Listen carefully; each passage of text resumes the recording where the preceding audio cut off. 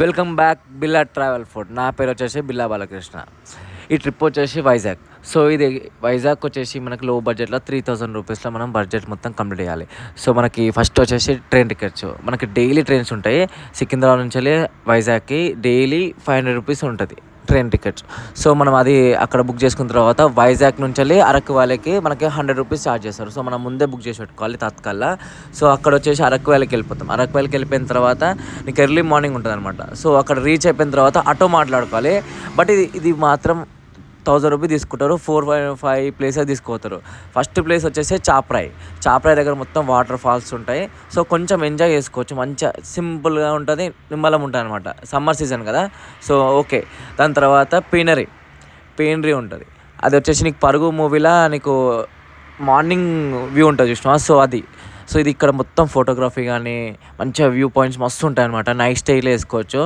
So బాగుంటుంది. ఫోటోగ్రఫీకి మాత్రం excellent place అసలుకి ఇది అరకు వ్యాలీలో. ఏదేదో తిరుగుతుంటాం, బట్ ఇది ఇక్కడైతే నీకు షూట్స్ కానీ చాలా అంటే చాలా ఉంటాయి అన్నమాట ఇక్కడ ఈ ప్లేస్ల దగ్గర.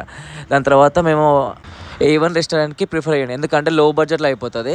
సో మంచిగా టేస్ట్ మాత్రం సూపర్ ఉంటుంది అసలుకి. మంచిగా ఉంటుంది కర్రీస్, స్మూత్గా ఉంటాయి అనమాట. మంచిగా అనిపిస్తుంది.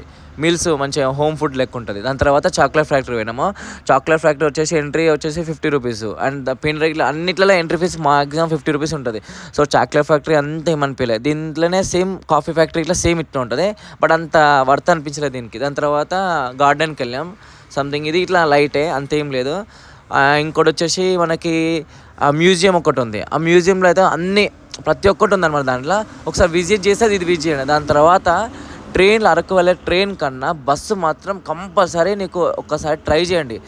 బస్సులో అసలుకి ఆ కొండలు, ఆ ఘాట్ రోడ్ మాత్రం అసలు ఏముంది తెలుసా, మస్తు అనిపించింది అసలుకి. శ్రీశైలం కానీ మనం తిరుపతి కానీ ఇట్లా వెళ్తాం కదా ఘాట్ రోడ్, బట్ ఇది చూడండి ఒకసారి. డొక్కు బస్సులా ఎట్లా కొట్టింది తెలుసా ఈ కాక మాత్రం, మస్తు కొట్టింది అసలుకి. నేను ఫుల్ అంటే ఫుల్ ఫిదా అయిపోయినా అసలుకి అంకుల్ డ్రైవింగ్ తోడైతే. మస్తు అనిపించింది. అరకు వ్యాలీలో బెస్ట్ అంటే బెస్ట్ ఈ బస్ డ్రైవింగ్ మాత్రం. Subscribe my channel.